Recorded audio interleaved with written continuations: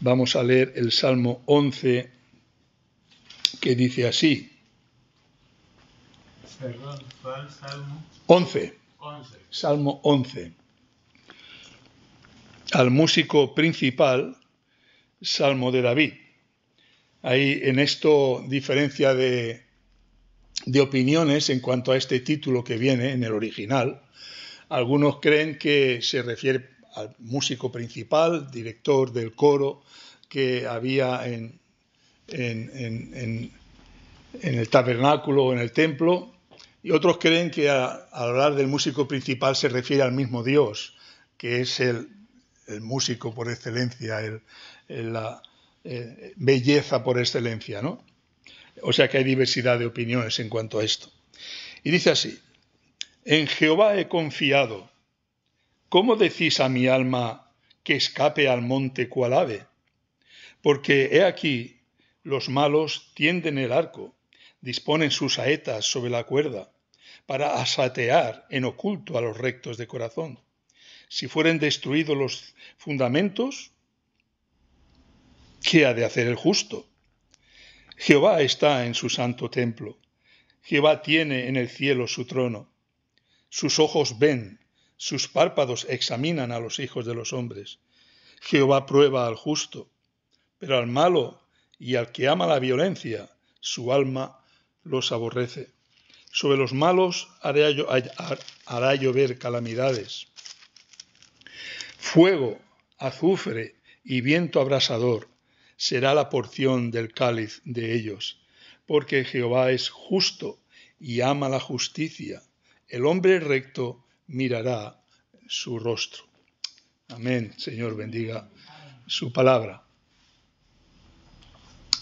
Acerca de la vida y de la circunstancia de David, a la que no se refiere aquí concretamente, pero sí encontramos en 1 Samuel, leo, en 1 Samuel dice: David tocaba con su mano, como los otros días, tocaba el arpa, y tenía Saúl la lanza en la mano, y arrojó Saúl la lanza diciendo: enclavaré a David en la pared.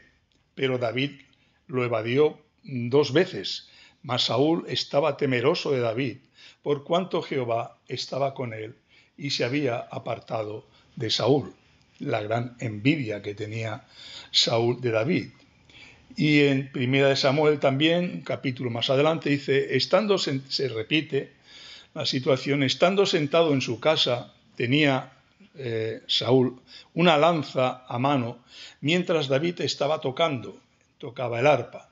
Dice que calmaba el espíritu de Saúl.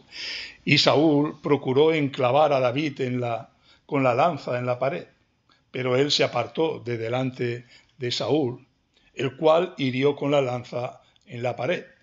Y David huyó y escapó aquella noche. Y Saúl envió luego mensajeros a casa de David para que lo vigilasen y lo matasen a la mañana siguiente. Mas Mical, su mujer, avisó a David diciendo: si no salvas tu vida esta noche, mañana serás muerto. Descolgó Mical a David por una ventana, y él se fue y huyó y escapó.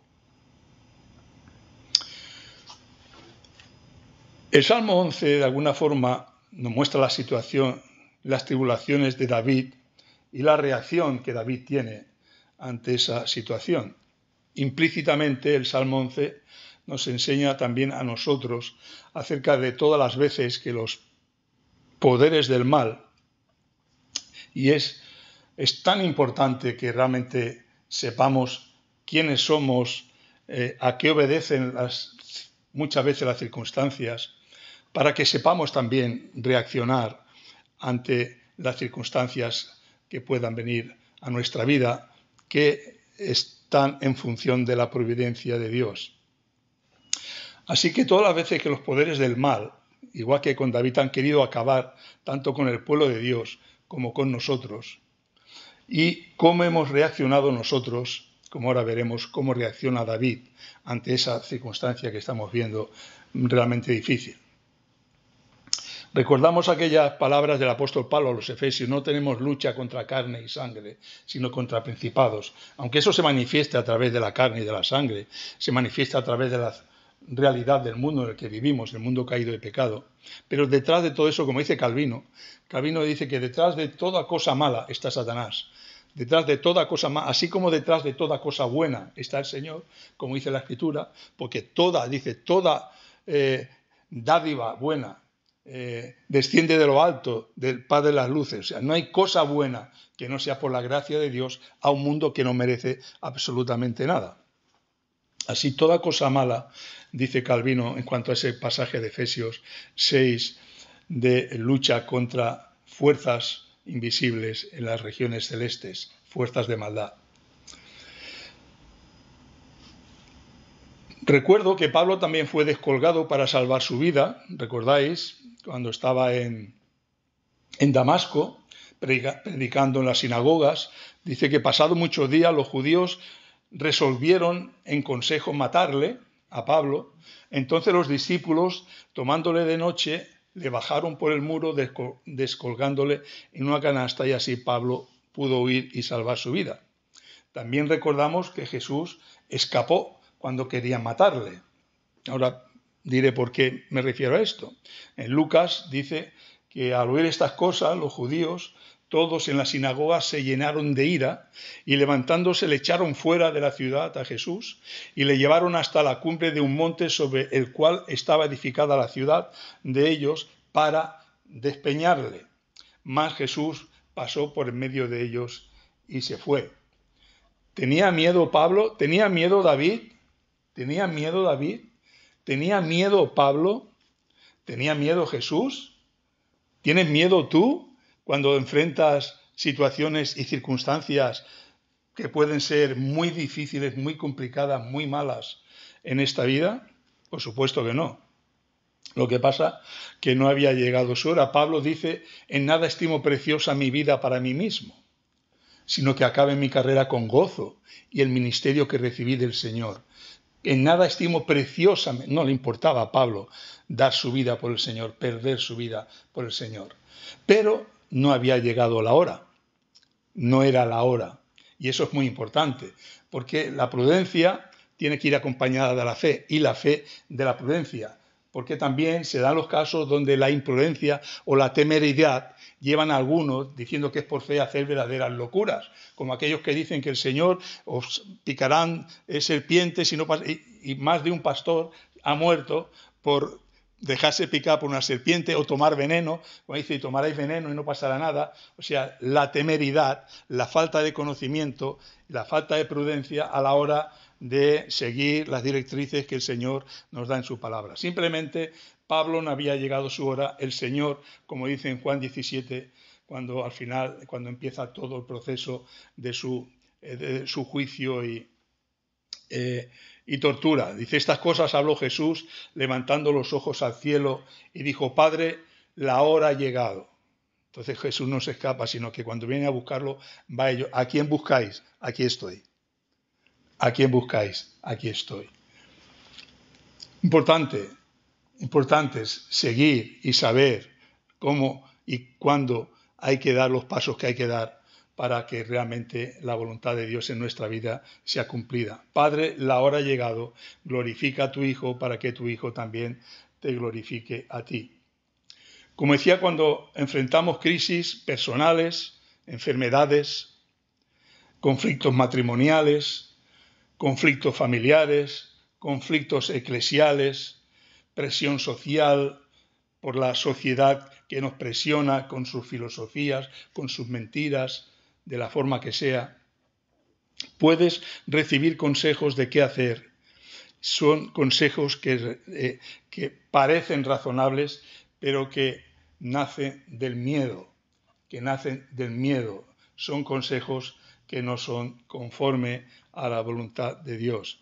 Y lo que nos enseña el Salmo 11, nos enseña a no reaccionar impulsivamente por miedo, sino a detenernos y preguntarnos: ¿estoy actuando por fe o por miedo?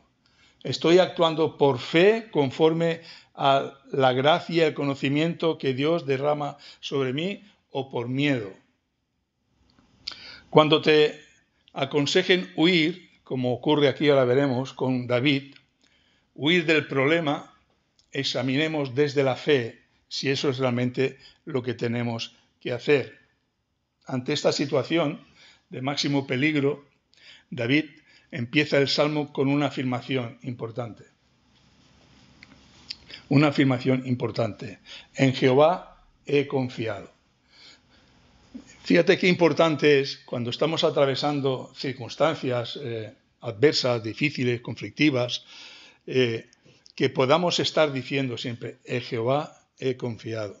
Que te levantes por la mañana y puedas estar atravesando una situación de mucho sufrimiento por la causa que sea y puedes decir, yo confío en Jehová, yo confío en el Señor. Y eso puede pasarnos como le pasó a David, que desoriente a aquellos que ya a nuestro lado, como en el caso mismo de la mujer de Lot. ¿Recordáis? Maldice y muere, ¿todavía temes? ¿Todavía honras al Señor? Ese consejo que le daba, ¿era buen consejo? Pero ¿qué hizo David? Lot, Dios dio, Dios quitó, sea el nombre de Dios bendito. A esta situación, como hemos visto, en la que David realmente corría peligro su vida por el odio de David, de Saúl, por la envidia de Saúl, empieza diciendo, en Jehová he confiado. David, en contra de los consejos de sus amigos, confía en Jehová. Y de los versículos 1, la segunda parte, al versículo 3, vemos los argumentos de los consejeros, vemos los consejos. Dice David, ¿cómo me dices? ¿Cómo decís a mi alma que escape al monte cual ave? En Jehová confío, pero le están diciendo, escapa David, escapa, tu vida corre peligro. Déjate de confianza, déjate de religiones, déjate de espiritualidades. David, escapa, tu vida corre peligro. Puede pasar, ¿verdad? Aquellos que realmente no conocen a Dios, que realmente no pueden decir que pueden vivir, que pueden aparentar, pero que no pueden decir como David, en Jehová he confiado. Y estos consejeros, David les dice, ¿por qué decís a mi alma que escape cobardemente al monte cual ave? Porque aquí, David, los malos tienden el arco, disponen sus saetas sobre la cuerda para asaetear en oculto a los rectos de corazón. Si fueren destruidos los fundamentos, ¿qué ha de hacer el justo?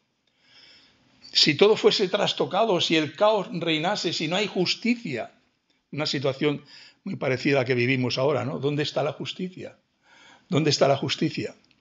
Pero creemos en el Señor, confiamos en el Señor. Yo me irrito mucho cuando veo esta situación, me irrito mucho cuando veo la circunstancia política, situación de nuestro país, me irrito mucho cuando veo las actitudes, la hipocresía, la falsedad, me irrito mucho y a veces pierdo de vista esta realidad, porque no hay gobernante puesto si no es por Dios. Y Dios, decía Calvino, cuando quiere castigar a un pueblo, lo que hace es enviar malos gobernantes. Confiamos en Dios, creemos en un Dios soberano, creemos en un Dios, como dice a continuación, que está en el trono, que gobierna, que ve, que rige y dirige todas las cosas. Ese es el Dios en el que confía David, que se encuentra en una situación de muy grave riesgo, de muy gran peligro, pero David confía en el Señor. Los malos tienden el arco, están preparados. Se supone que el consejo era bien intencionado, ¿no? Pero era mal consejo. Y hemos de meditar y reflexionar antes de atender aquello que nos puedan aconsejar. Fue como cuando Pedro le aconsejó a Jesús que no siguiera el camino de la cruz, ¿recordáis, no? Pedro tenía buenas intenciones, no quería que el Señor fuese a sufrir, pero realmente estaba siendo utilizado por Satanás, como dijo el Señor, apártate de mí, Satanás, me eres de tropiezo. Pedro no era consciente, pero esa es la realidad. Pero nosotros, ahí está la importancia de la palabra de Dios, sabemos que eso puede pasar. Sabemos que Satanás está detrás de toda cosa mala. Sabemos que Satanás quiere nuestra ruina, nuestra perdición. Nosotros necesitamos conocer la palabra de Dios para saber cómo reaccionar como David. En Jehová he confiado. ¿Es difícil la situación a lo largo de nuestra vida? ¿Cuántas situaciones hemos atravesado? ¿Cuántas situaciones sabe el Señor lo que tendremos que atravesar? ¿Podremos seguir diciendo, en Jehová he confiado? Me digan lo que me digan, consideraré, examinaré, reflexionaré en lo que me puedan decir. Pero también sabemos, o deberíamos saber, cuando nos vienen palabras, si esas palabras son dignas de crédito, son dignas de valorar, son dignas de tener en cuenta. También sabemos la sabiduría que puede haber en un hermano, en una hermana, y que somos llamados como creyentes, todos, como un cuerpo que somos, a buscar esos hermanos y hermanas, no el pastor, no el anciano, no el diácono, hermanos y hermanas sabios, sabias en la palabra de Dios, que nos pueden ayudar, que nos pueden animar, que nos pueden aconsejar bien, no como vemos estos aquí, que no estaban aconsejando. Estaban aconsejando a David que huyese al monte, que escapase a David, que confiaba en el Señor, pero ellos no confiaban. Por tanto, una lección que encontramos aquí, hermanos y hermanas, debemos tener mucho cuidado con los consejos que damos a los demás, porque somos muy dados a veces a dar consejos, ¿verdad? Debemos tener mucho cuidado con los consejos que damos a los demás. Si esos consejos son sabios y fundados en la palabra de Dios. Si esos consejos son consejos, orientación que va a hacer bien y va a bendecir a quien se lo estamos dando. Con toda la buena intención, pero saber que están basados en la palabra de Dios y que es para la gloria de Dios y para la bendición del hermano. Primero, como dice el apóstol Pablo, siempre debemos ser muy prudentes y ocuparnos de nuestros propios asuntos y no ser muy entrometidos. Dice Pablo a los tesalonicenses, que procuréis tener tranquilidad y ocuparos en vuestros negocios de la manera que os hemos enseñado, mandado. Que procuréis tener tranquilidad y ocuparos en vuestros negocios. No está diciendo que no nos ayudemos, porque en otros lugares dice que sí nos ayudemos. Pero uno tiene que ser consciente si tiene la gracia, la sabiduría, el conocimiento de la palabra de Dios para poder ayudar de verdad, para dar la ayuda que realmente necesita una persona, necesita un hermano, la ayuda espiritual que necesita. Y hay que ser sabio para eso, hay que ser sabio para poder ayudar.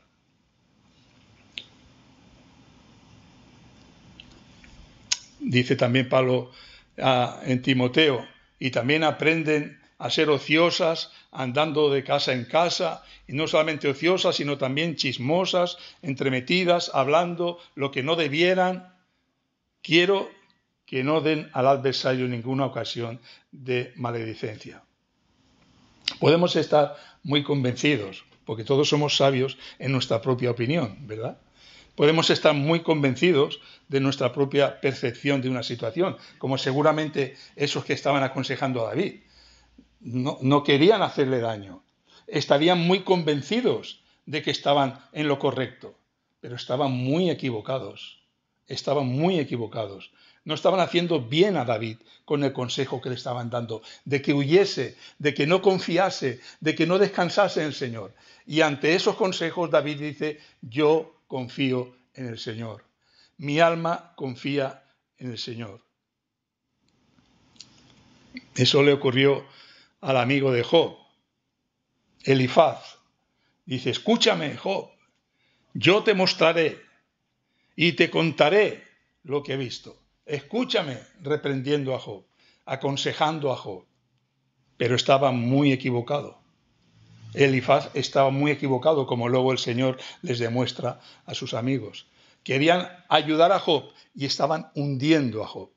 Con la falta de sabiduría, la falta de conocimiento. Decían muchas cosas que eran verdad en cuanto a la grandeza de Dios, a la soberanía de Dios, al poder de Dios, pero muy equivocados en cuanto al conocimiento de ese Dios en su relación con su pueblo, en su relación con sus hijos. Y aquí vemos un ejemplo de esa convicción que tenía Elifaz de que él estaba en lo correcto y podía amonestar y podía censurar fuertemente a Job. Escúchame, Job, yo te mostraré y te contaré lo que he visto. Y estaba completamente equivocado. Nuestras intenciones pueden ser muy buenas, pero también pueden hacer mucho daño si no son esos consejos conforme a la palabra de Dios. Con buena intención, pero con poca sabiduría, se puede hacer mucho daño, mucho daño. ¿Qué puede hacer el justo ante tanta maldad e injusticia? Que hemos visto de versículos 1 al 3. ¿Qué puede hacer el justo? La respuesta la tenemos en los versículos del 4 al 6. Jehová está en su santo templo. Jehová tiene en el cielo su trono. Esa es la respuesta de David. Esa es la respuesta de David. Es importante, ¿verdad? Cuando alguien quiere enseñarnos, quiere aconsejarnos, que tengamos una respuesta correcta, una respuesta conforme a la palabra de Dios, una respuesta que pueda hacer bien a aquellos que sin querer nos pueden hacer mal. David responde recordando dónde está Dios. Jehová está en su santo templo. Jehová tiene en el cielo su trono. Sus ojos ven, sus párpados examinan a los hijos de los hombres. Jehová está en su templo, dice David. Jehová está ahí, en su santo templo. Probablemente David tenía en mente el templo material, el templo terrenal, pero también el templo celestial donde Dios mora. David se recordó a sí mismo y a sus amigos, Dios está ahí. Puedes ir a su templo, puedes encontrarte con Él. Dios es un Dios que se ha revelado, es un Dios que ha hablado, es un Dios que podemos conocer. Por tanto, nuestra reacción ante las circunstancias de la vida es ir a Él, no huir de Él, como si realmente no conociéramos, no supiéramos del amor de Dios, no supiéramos del amor de aquel que nos rescató con mano fuerte y brazo extendido de la tierra de Egipto, de tierra de esclavitud, de aquel que nos libró para que fuésemos su pueblo, sus siervos. Jehová está en su santo templo, podemos ir a Él. Cuando nos sobreviene el consejo del temor, de esa duda, de ese temor ante una situación difícil, solo podemos llegar a la respuesta de la fe pasando tiempo con el Señor, no huyendo del Señor, no huyendo del Señor. Y no es fácil, hermano, porque cuando hay pruebas, cuando hay conflictos, cuando hay dificultades, muchas veces la tendencia es apartarse, no a buscar al Señor, porque donde encontramos esa fortaleza, esa seguridad, es yendo al Señor, escuchando al Señor, yendo a su palabra, mirando su voluntad, lo que el Señor nos ha revelado en cuanto a Él en su relación con nosotros. Cuando pensamos en Jesús, en el templo del cielo, orando, intercediendo por nosotros, ¿qué daño nos pueden hacer los hombres que Jesús no pueda impedir? Satanás quiere zarandearnos, le dijo a los discípulos. Satanás me ha pedido para zarandearos como a trigo, pero Jesús está en el templo orando, en el cielo orando por nosotros. ¿Cómo puede nadie tocar ni un cabello de nuestra cabeza si el Señor está intercediendo por nosotros? Yo he rogado, dice el Señor, para que vuestra fe no falte. Y ahí tenemos, aunque en esa economía del Antiguo Testamento, aunque a la falta de revelación de lo que nosotros tenemos, pero ahí tenemos, a pesar de esa limitación de revelación, David conocía al Señor. David daba testimonio de cuántas veces el Señor le había librado. David, cuando fue a enfrentarse a Goliat y le tenían por loco, ¿dónde va este muchacho? Y David decía, el Señor me ha librado muchas veces, cuando he peleado contra las fieras que venían a arrebatarme mis ovejas, he peleado contra leones, contra osos. David sabía, David conocía a Dios, David conocía a su Señor, David confiaba en su Señor. Quiere decir que David no pasaba momentos difíciles, claro, como tú, como yo, pero en esos momentos difíciles podemos decir, mi alma confía en el Señor. Satanás quiere zarandearnos, pero el Señor está intercediendo por nosotros para que nuestra fe no falte. ¿Falta tu fe, hermano, hermana? ¿Falta tu fe? ¿Estás con Dios? ¿Estás confiando en el Señor? ¿O estás debilitado por esa circunstancia difícil que estás atravesando? ¿Estás viendo al Señor en esa situación como tu Señor, como tu Salvador? Jehová, dice David, tiene en el cielo su trono. Este era el fundamento de la confianza de David. No era temeridad, David, no, yo soy muy valiente, yo me quedo, no huyo, no escapo. No era temeridad, no era autosuficiencia de ese guerrero valeroso que había ganado tantas batallas y por eso David lo odiaba y por eso David tenía esa envidia que quería matarlo, como hemos visto. No era autosuficiencia. Sabemos de la humildad de David. Sabemos de la tremenda humildad de David, a pesar de ser quien era, rey de Israel, gran guerrero, valeroso guerrero, pero un hombre humilde, un hombre que conocía a Dios. No era temeridad, no era autosuficiencia, era confianza en un Dios santo, en un Dios todopoderoso, en un Dios que está en el trono, ve todas las cosas. A David se le preguntó, ¿qué puede hacer un justo?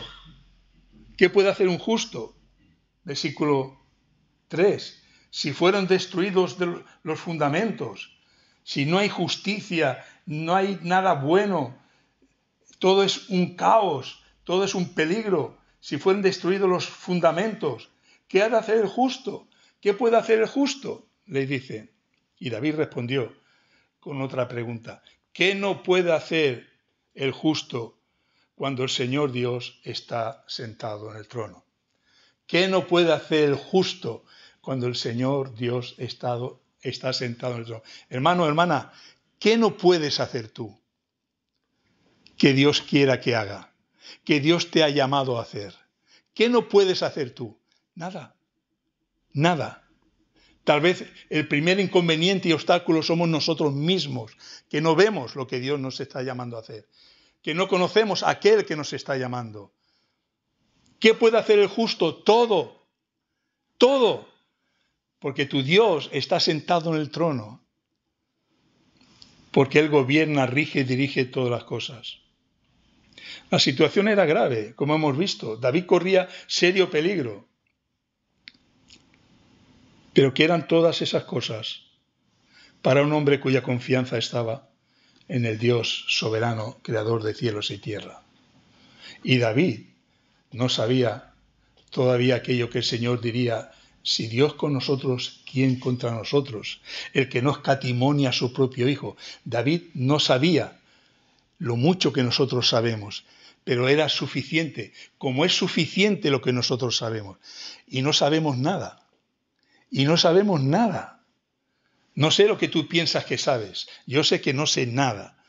Pero lo poco o mucho que sepamos, y estamos llamados a saber y a conocer al Señor, lo poco o mucho que sepamos a través de la revelación de Dios, es suficiente para confiar, para creer, para confiar, para descansar en ese Dios que nos ha amado tanto, que no ha escatimado ni a su propio Hijo, sino que lo ha entregado por todos nosotros. Si David podía decir, mi alma confía en el Señor, ¿cuánto más nosotros podemos decir, mi alma confía en el Señor, en aquel que no escatimó ni a su propio Hijo, sino que lo entregó por todos nosotros?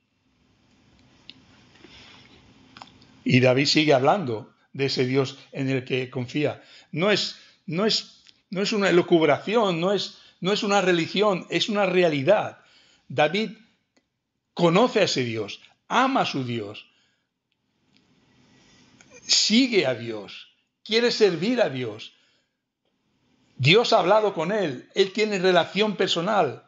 Y David responde recordando también que Dios lo ve todo, que lo controla todo, que lo domina todo, la segunda parte del versículo 4.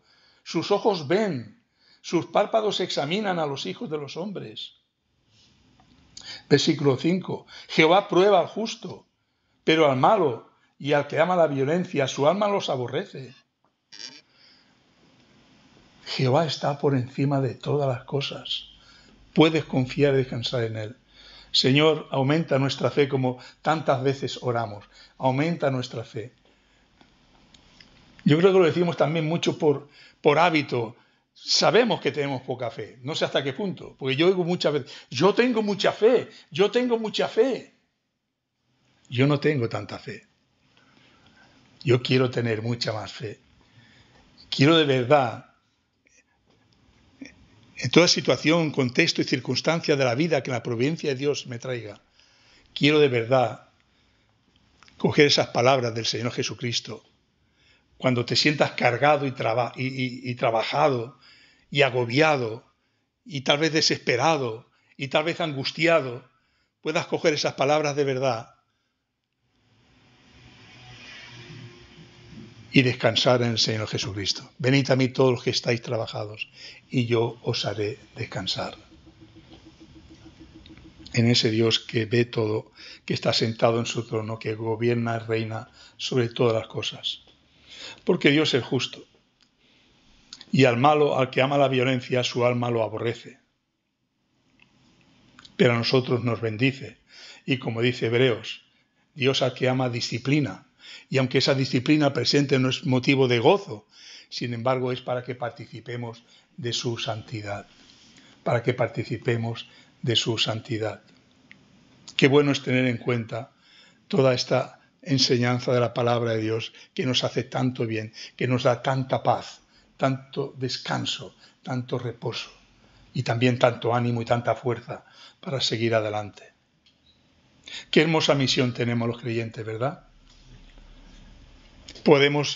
Debemos crecer en esa gracia y conocimiento y podemos ser de bendición para esa iglesia, ese cuerpo de Cristo donde Dios nos ha puesto.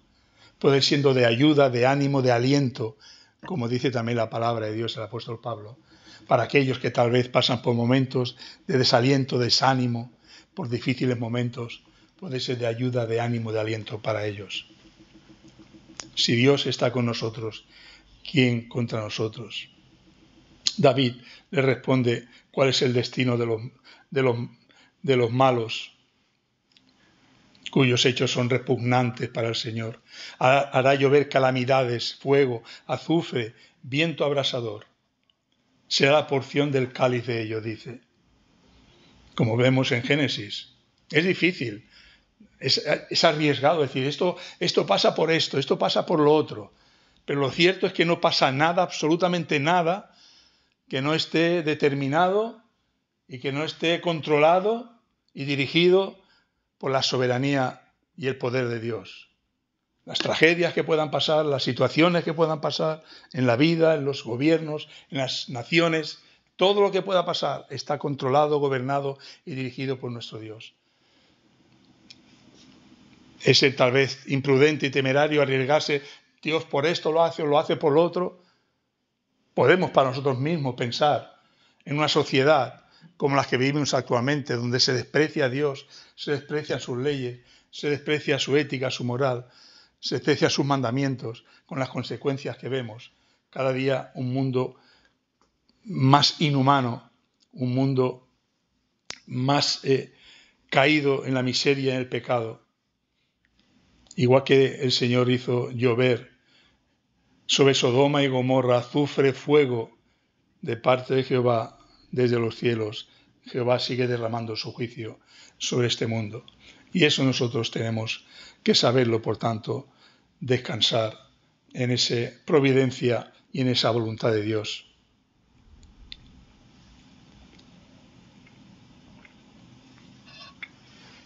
Dice que será la porción del cáliz de ellos. La imagen del cáliz como ese recipiente del juicio de Dios nos recuerda a la oración del Señor Jesucristo, cuando dijo, Padre mío, si es posible, pase de mí esta copa. La copa, el cáliz de la ira de Dios. Pase de mí esta copa, pero no sea como yo quiero, sino como tú quieres. La copa de Jesús, la copa que Jesús temía, era la copa que contenía la ira de Dios contra el pecado. ¿Contra qué pecado? Contra el mío y contra el tuyo. Ira que no descargó sobre nosotros, que merecíamos esa ira, sino que la descargó sobre su Hijo, que ocupó nuestro lugar en la cruz del Calvario. Dios mío, ¿por qué me has abandonado? Padre, si es posible, pase de mí esta copa. la copa de que iba a tener que llevar mi pecado, tu pecado, y tener que verse excluido de la presencia del Padre. Lo entenderá quien lo entienda, como dijo Daniel Weber. Lo entenderá quien lo entienda. Dios ama al justo y lo mira con agrado. David concluye el Salmo confirmando la afirmación del principio: en Jehová he confiado. Dios ama al justo y lo mira con agrado, dice el versículo 7, el último versículo. Porque Jehová es justo y ama la justicia. El hombre recto mirará su rostro. El hombre recto mirará su rostro. David puede ir a la presencia de Dios, puede mirar el rostro de Dios manifestado por su Espíritu, y puede sentir, como dice en el Salmo 16, en su presencia hay plenitud de gozo, en esa presencia espiritual, como dice el Señor Jesucristo. El Padre busca verdaderos adoradores que le adoren en espíritu y en verdad. Esa presencia que el Hijo de Dios puede sentir y que le hace experimentar la paz que nada más en este mundo puede darle. El creyente que confía firmemente en el Señor, el creyente que puede decir como David: en Jehová he confiado, tendrá después de la prueba que vendrán y que seguirán viniendo, tendrá paz, gozo en la presencia del Señor. Mira lo que dice el apóstol Pedro.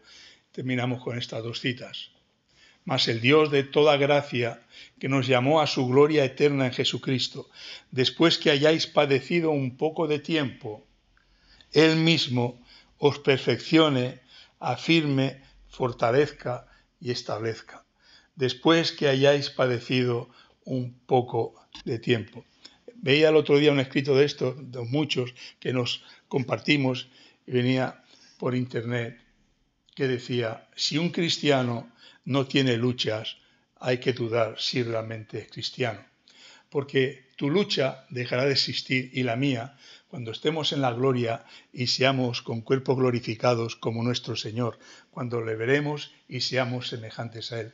Mientras estemos en este mundo, yo tendré que luchar con mi pecado, tú tendrás que luchar con tu pecado, porque aquí no alcanzaremos esa perfección y esa santidad perfecta. Pero nos espera esa maravillosa realidad que nos habla el Señor en Apocalipsis capítulo 7. Dice: uno de los ancianos habló diciéndome: estos que están vestidos de ropas blancas, ¿quiénes son?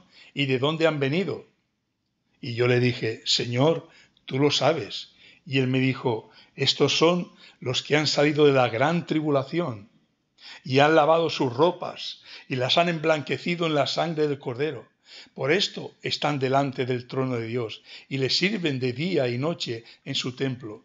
Y el que está sentado sobre el trono extenderá su tabernáculo sobre ellos, y no tendrán hambre ni sed, y el sol no caerá más sobre ellos, ni calor alguno, porque el Cordero que está en medio del trono los pastoreará y los guiará a fuentes de aguas de vida, y Dios enjugará toda lágrima de los ojos de ellos.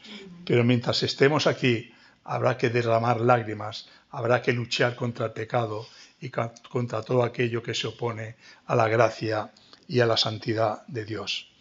Que el Señor bendiga su palabra y nos ayude a seguir este maravilloso camino, esa esperanza que un día estaremos ahí en ese lugar con ropas blancas, emblanquecidas con la sangre del Cordero, gozando para toda la eternidad ya en su presencia. Amén.